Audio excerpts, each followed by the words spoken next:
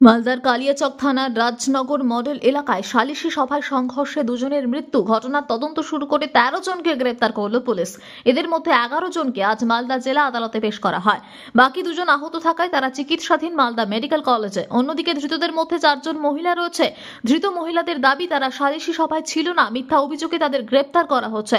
উল্লেখ্য, গতকাল সংশ্লিষ্ট এলাকায় জমিতে ট্রাক্টর ধোকা নিয়ে বিবাদ, তার জেরেই সালিশি সভা বসে। সেই সালিশি সভার নিদান অনুযায়ী অভিযুক্ত শামসুল শেখকে কাম ধরে উঠবস করতে বলা হয়। অভিযোগের পরই সালিশি সভার নিদান না মেনে শামসুল শেখ তার দলবল অভিযোগকারী ইকরামুল শেখ ও তার পরিবারের উপর হামলা করে। ঘটনায় ইকরামুল শেখের মৃত্যু হয় ঘটনাস্থলেই। মালদা মেডিকেল কলেজ হাসপাতালে চিকিৎসাধীন অবস্থায় গতকাল রাত্রে মৃত্যু হয় বাদশা শেখের। ঘটনায় আহত হচ্ছিল আরো 6। এখনো পর্যন্ত ঘটনা তদন্তে নেমে পুলিশ 13 জনকে গ্রেপ্তার করেছে।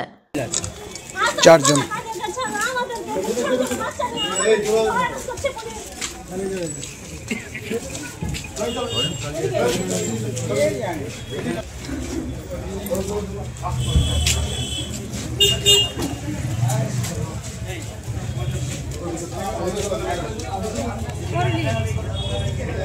ছাড় মোবাইল দেখো।